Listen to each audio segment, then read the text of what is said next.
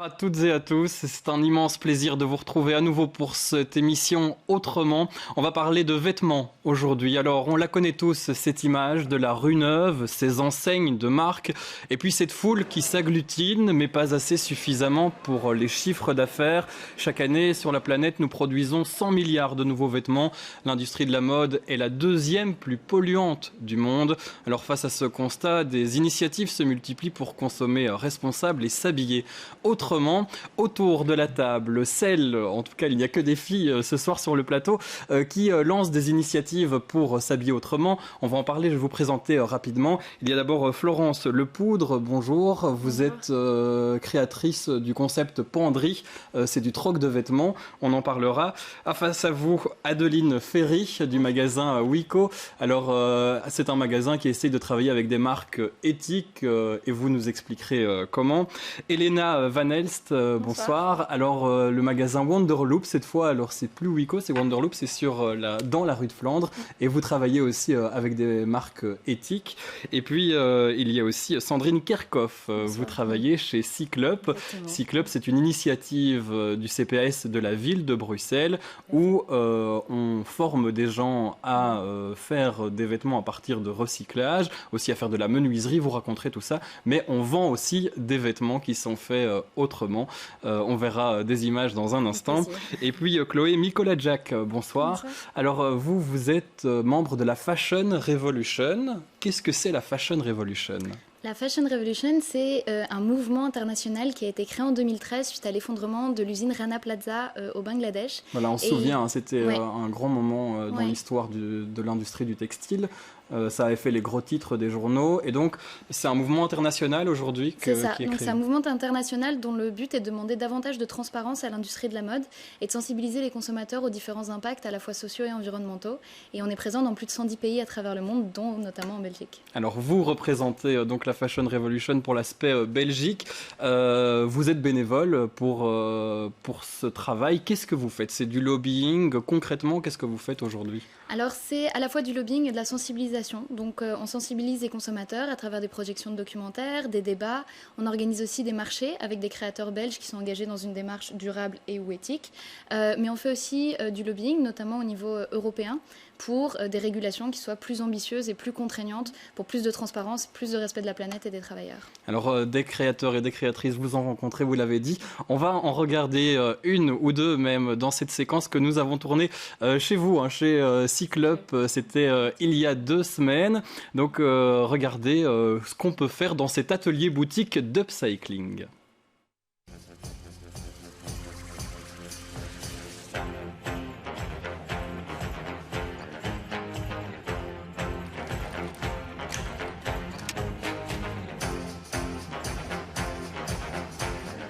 Styliste, formatrice ici. J'apprends aux gens de faire la transformation de vêtements. Notre but principal, c'est l'apprentissage.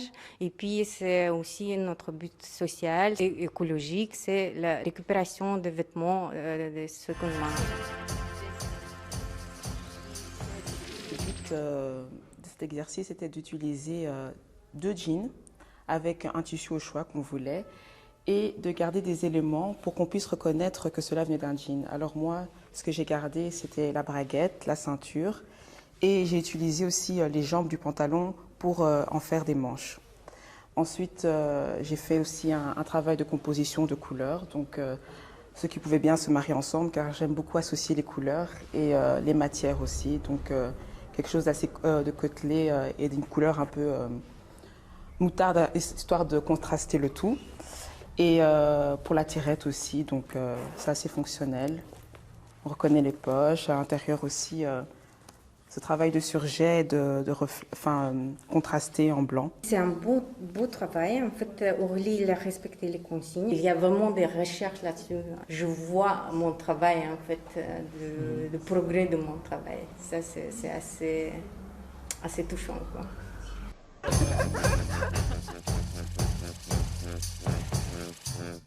Voilà, l'élève et la professeure, c'est ce qu'on peut faire à Cyclope notamment.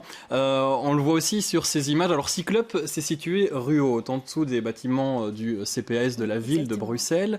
C'est 4 bâtiments, 4 façades en tout cas. C'est 3 espaces commerciaux. 3 espaces commerciaux qu'on peut voir de l'extérieur.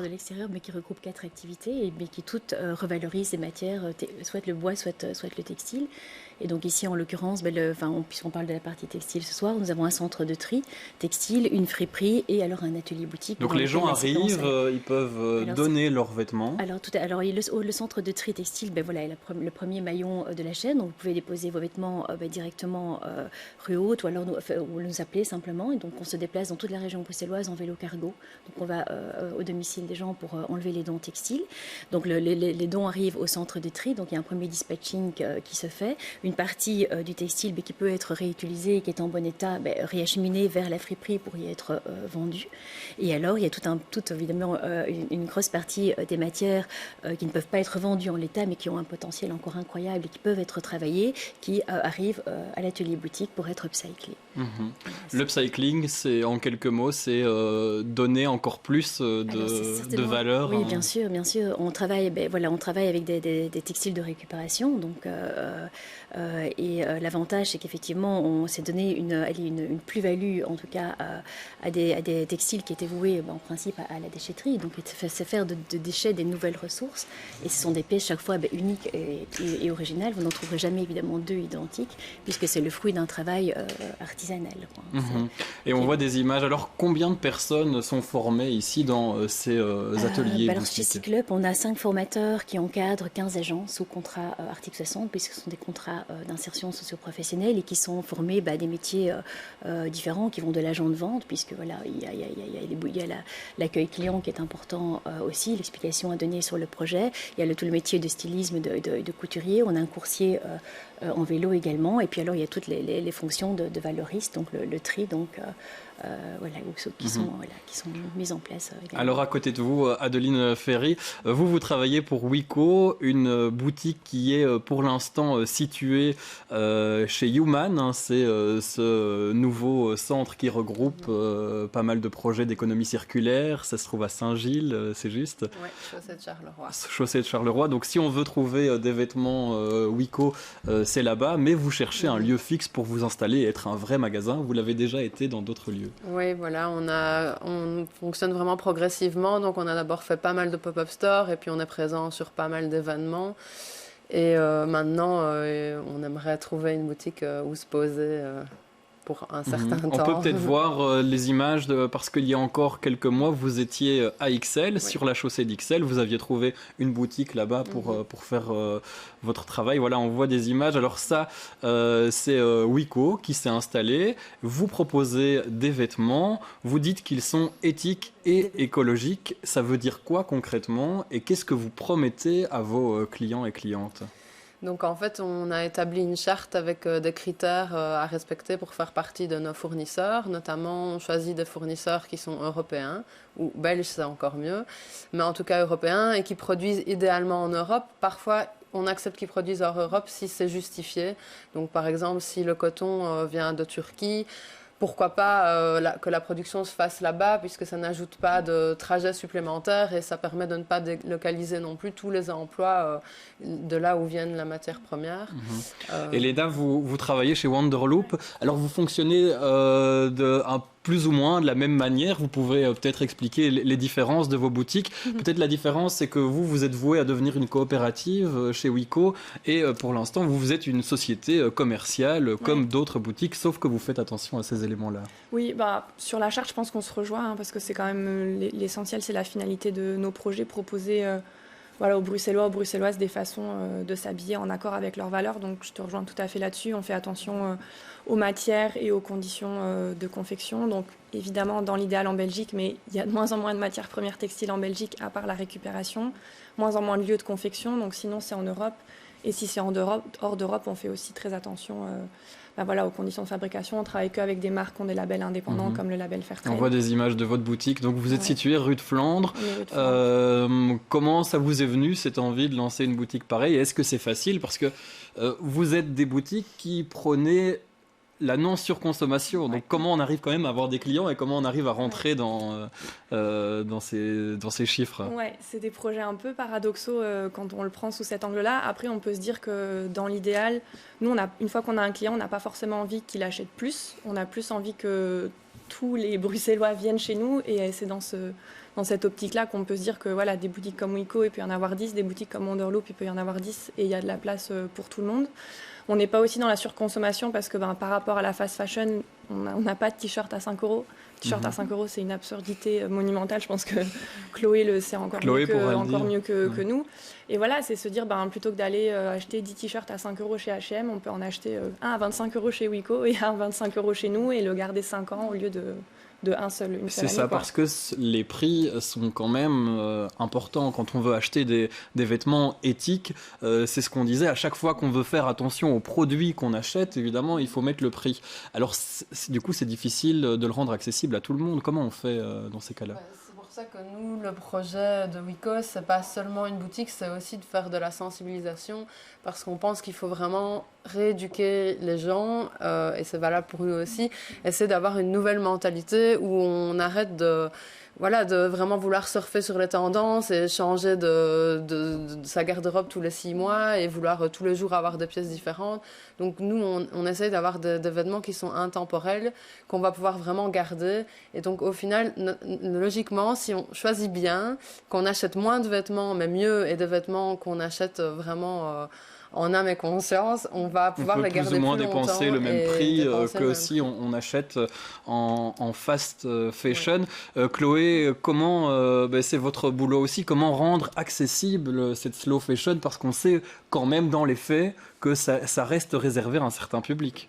Mais je pense que tout à fait, c'est toute une rééducation des consommateurs qu'il faut faire, dans le sens où on nous a fait croire depuis des années qu'en fait, c'est un t-shirt à 5 euros, c'est normal, et que le t-shirt à 25 euros, c'est lui qui est trop cher. Alors qu'en fait, quand on vend un t-shirt à 5 euros, il y a quelqu'un où il y a l'environnement qui paye derrière, en fait. Et ça, c'est pas du tout pris en compte dans les prix finaux des marques de fast fashion.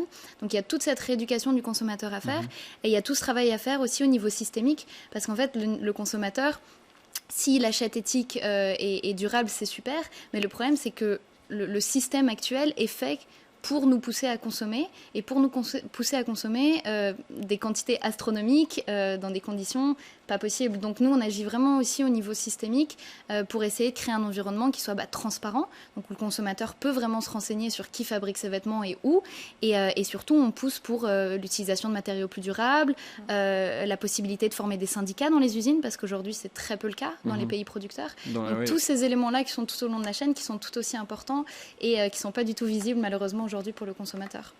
Alors justement, on le disait tout à l'heure en préparant l'émission, par exemple, il y a aussi beaucoup de Bruxellois et Bruxelloises qui ont envie de faire attention à leur alimentation et du coup qui payent plus cher leurs produits alimentaires. C'est encore moins le cas pour la mode, pourquoi ?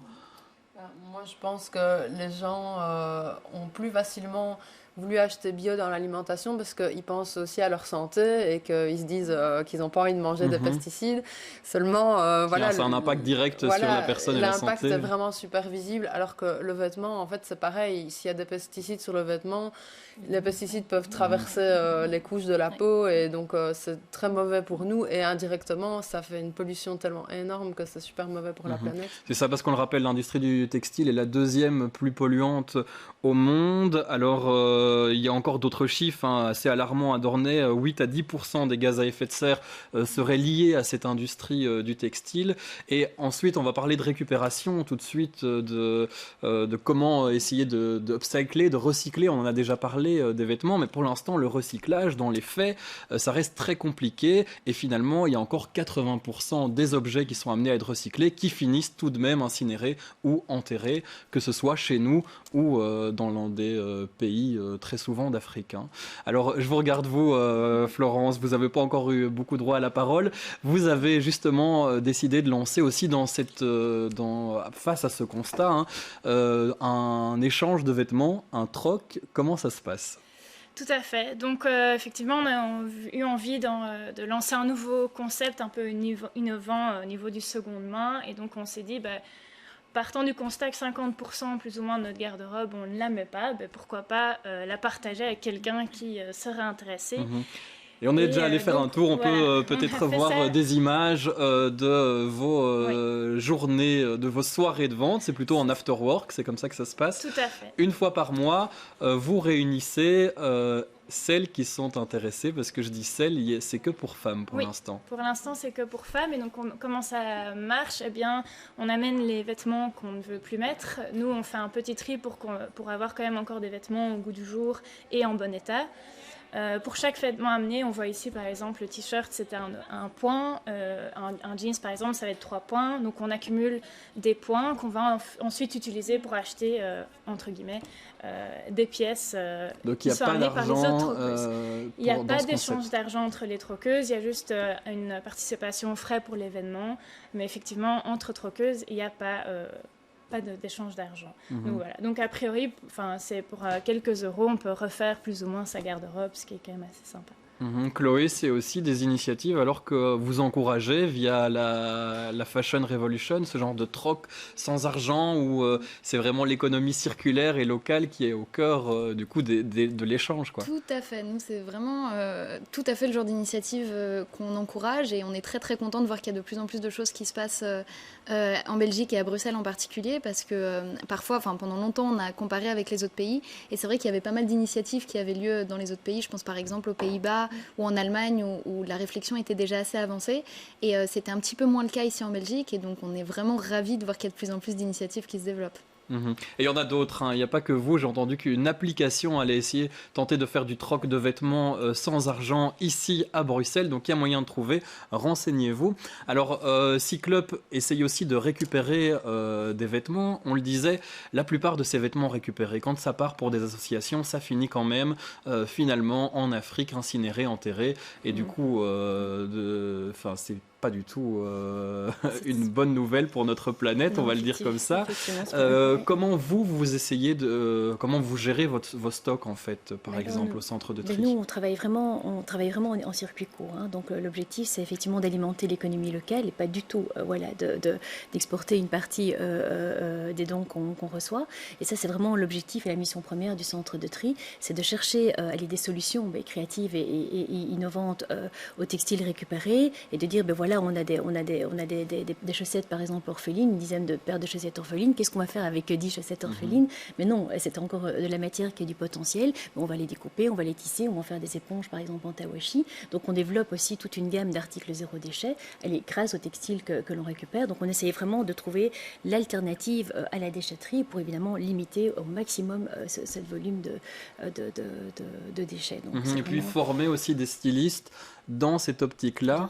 Et c'est peut-être une des solutions, je vous regarde toutes autour de la table, pour avoir de plus en plus de créatrices et créateurs qui viennent d'ici, de Bruxelles, de Belgique en général, qui soient plus locaux et qui se disent avec quelle matière je peux travailler, qui vient d'ici.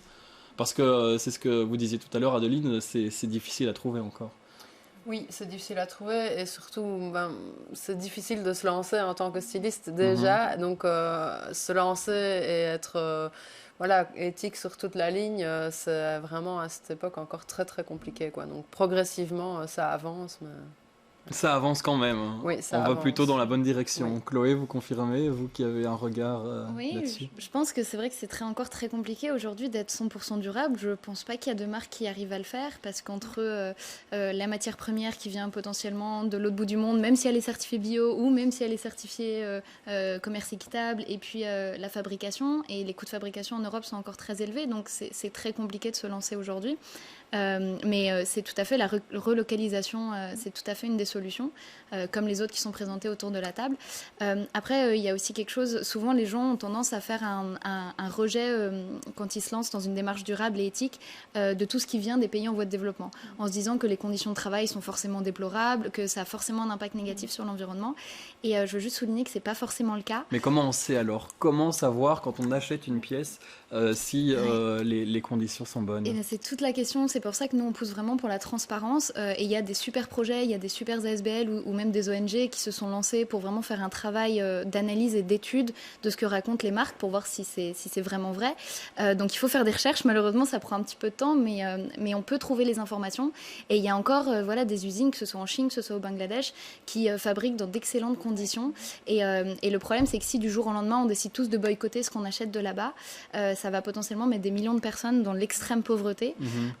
Donc voilà, c'est tout un travail de recherche. Il faut vraiment se renseigner, mais c'est pas tout gris. Enfin, c'est pas tout noir, c'est pas tout blanc. Au contraire, c'est assez gris dans l'industrie de la mode. Est-ce que vous avez des pistes pour se renseigner sur votre site internet, par exemple? Je sais pas comment se renseigner si on a envie. Nous, on sort par exemple un rapport chaque année qui s'appelle le Fashion Transparency Index et dont le but est vraiment d'analyser les performances en termes de transparence, donc uniquement de transparence. Donc on n'analyse pas spécifiquement sur l'empreinte carbone, sur l'empreinte sur l'eau ou sur les conditions de travail. Par contre, il y a divers sites. Si on fait une petite recherche Google, il y a par exemple, je pense à Renke Brand, qui est une initiative hollandaise, où il y a Project Just, qui eux font vraiment cette analyse de dire voilà, une marque a déclaré qu'elle paye un salaire décent à ses travailleurs. Est-ce que c'est vraiment vrai? Et donc elles font tout ce travail de recherche. Et c'est aussi un peu votre boulot, Elena et Adeline, de faire ce travail de recherche pour avoir les bons produits dans votre boutique, dans vos boutiques. Ça va pas forcément aller dans le sens du consommateur, mais pour revenir sur la question du prix, encore une fois, un t-shirt à 5 €, c'est mort. Et voilà, on parlait de la fast fashion, il y a des grandes chaînes de magasins qui vous font croire qu'ils ont des chaînes durables, mais quand on utilise du coton bio et que le t-shirt est encore à 10 €, ça veut dire que c'est forcément un Parce qu'il y a aussi le greenwashing évidemment derrière, et de plus en plus de grosses marques jouent là-dessus. On va voir coton bio quand on achète dans une très grande surface, alors que ça l'est pas forcément, quoi. Ça peut être du coton bio. Après, il y avait un cache investigation il y a quelques années qui a été fait, qui a montré que voilà, il y a des labels qui sont en fait des initiatives privées qui ne sont pas du tout contraignantes. Nous, on travaille, et je pense que Wiko, c'est pareil, avec le label GOTS, donc GOTS, qui est un label qui est très rigoureux parce que justement, ce n'est pas qu'une initiative privée, il y a aussi des ONG sur le terrain qui contrôlent. Le label Fairtrade, qui est déjà très connu des consommateurs dans l'alimentation, qui s'applique aussi bien sur le coton ou pour certaines marques vraiment dans les ateliers de confection. Donc voilà, tout ce travail de sélection, c'est un travail qu'on fait aussi dans les boutiques. Le prix, c'est un bon indicateur. Après, bien sûr, il y a des marques qui sont très chères et il y a des marques qui surfent aussi là-dessus, qui continuent à pratiquer les mêmes prix et qui vont dire oui, c'est du coton recyclé. Oui, d'accord, mais s'il vient du bout du monde ou que ça a aussi été fait par quelqu'un dans des mauvaises conditions, donc il faut regarder. C'est pour ça que c'est vraiment chouette de regarder aussi bien l'aspect social que vous êtes environnemental. vendeuse, mais aussi filtreuse pour choisir vos produits. Peut-être que vous aurez dans vos boutiques, vous en avez peut-être déjà, des vêtements faits à base de chanvre. Je vous propose tout de suite une interview de Valentine Donc de l'association Valbiome qui veut valoriser la biomasse faite en Wallonie. Et vous allez le voir, on peut faire pas mal de chanvre. On récolte le chanvre et ensuite il subit différents traitements et changements de forme pour arriver finalement à une fibre 100% chanvre qui, vous voyez, est assez douce et donc assez courte par contre. On la mélange avec de la laine et avec ce mélange, on va faire un fil. Et à partir de ce fil, donc, on va faire un tissage qui est donc le tissu final. En Europe, on est assez limité, de toute façon, d'un point de vue fibre textile. Si on veut relocaliser la production de fibres, nous avons de la laine, du lin et du chanvre, grosso modo, comme possibilité. Mais alors, c'est aussi une culture très écologique, puisqu'en fait, elle pousse assez facilement. Elle produit beaucoup de biomasse par an. Elle n'a pas besoin ni d'herbicides, ni d'insecticides, etc. Elle n'a pas de maladie. Et d'un point de vue textile, voilà, c'est une très belle fibre également. Le chanvre donne une fibre très solide. Elle est aussi efficace pour faire passer l'humidité. Donc pour le sport, c'est très agréable. Voilà, et tous ces produits faits à base de chanvre étaient présentés hier au MAD, au musée de la mode et du design dans le centre de Bruxelles. C'est pour ça qu'on vous en parle aujourd'hui. On imagine avoir des produits en chanvre chez Wiko ? Oui, bien sûr, on en parle. Maintenant, nous, on fait vraiment une analyse approfondie avant de décider ce qu'on prend ou pas. Du coup, on n'a pas encore analysé assez en profondeur le chanvre.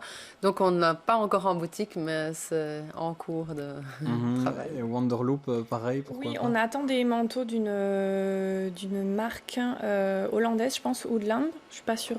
C'est hollandais, hein ? Je crois que c'est je crois que c'est hollandais. Mais du coup, justement, tu parlais de la Chine. C'est très intéressant d'apporter un peu de nuance dans la vision qu'ont les consommateurs. Mais donc, ils travaillent en Chine notamment parce que c'est un des plus gros pays producteurs de chanvre. Et donc, c'est des manteaux qui ont du chanvre et de la laine. Donc, ça permet d'avoir chaud et en même temps de respirer. C'est exactement ce qu'elle disait dans le sujet. C'est bien pour le sport. Et ça pousse aussi en Belgique, en Chine, mais aussi en Belgique, ça reste intéressant. Peut-être que dans 10 ans, si ça avance, ils relocaliseront en partie la production pour pas non plus mettre les personnes qui sont là-bas au travail au chômage. Alors, on arrive à la fin de cette émission. Si on essaye de résumer en quelques mots vos différents propos, si on veut tenter de s'habiller autrement pour une mode plus éthique et moins consommatrice d'énergie, pensez à bien choisir ses marques et puis pensez à moins consommer. Je crois que c'est le résumé, consommer moins de vêtements avec des vêtements de meilleure qualité. Oui, bien sûr. Et des vêtements aussi recyclés. Alors, parce qu'une fois qu'ils sont de bonne qualité, on peut les troquer via penderie sans échange d'argent, ou bien à les upcycler, leur donner encore plus de valeur pour qu'ils soient encore plus beaux et encore plus au goût du jour, parce que la mode reste quand même... oui, voilà, sur l'esthétique, c'est là que vous pouvez intervenir. Pour que ce soit accessible au plus grand public, vos souhaits à vous en général, comment on peut essayer de rendre ça accessible au grand public ? Je pense qu'il faut de la sensibilisation, il faut de l'éducation, il faut d'abord se renseigner soi-même, donc soit à travers... Et puis de l'interdiction aussi, de la part des États, des pouvoirs. On espère ne pas en arriver là, on espère vraiment ne pas en arriver là, mais peut-être qu'à un moment c'est ce qui va devoir se passer. Il y a déjà plusieurs législations qui ont été adoptées, notamment en France et en Angleterre. Donc il paraît que ce sera la prochaine priorité de la nouvelle Commission européenne, donc on va voir, mais d'un point de vue plus positif, je pense qu'il faut vraiment s'éduquer soi-même, ne pas hésiter à regarder des documentaires, à lire des livres sur le sujet, il y en a vraiment énormément, et puis pourquoi pas s'impliquer dans une association ou assister à des événements d'associations qui font la promotion d'une mode plus durable. Pour avoir finalement moins de vêtements dans sa penderie, mais de meilleure qualité. Alors, il vous reste encore quelques secondes pour peut-être annoncer vos événements. Où est-ce qu'on pourra vous retrouver ailleurs que dans vos magasins pour celles qui ont des boutiques? Je crois qu'il y a le Brussels Fashion Days, c'est dans 2 semaines, c'est ça? Les 11, 12, 13 octobre, donc Wico sera présent avec ses marques belges et avec un petit atelier de utilisation de chutes textiles pour faire des petits sacs de courses de légumes. Très bien. Ce qu'on fait aussi chez Cyclop. Ce qui est intéressant, je pointe juste là-dessus, les Brussels Fashion Days, c'est pas des Brussels Slow Fashion Days, donc tout le monde viendra pour les grandes marques, pour le meilleur de la mode à Bruxelles, mais on vous a quand même invité, c'est que les choses changent. Oui, c'est pour ça que c'est super chouette d'être là-bas, parce qu'on va pouvoir toucher un public qui est fan de mode, mais pas spécialement sensible. Et la Fashion Revolution, il sera aussi, peut-être qu'on s'y retrouvera tous et toutes. Merci d'avoir été avec nous pour cette émission Autrement. Je vous retrouve très bientôt sur BX1. Merci.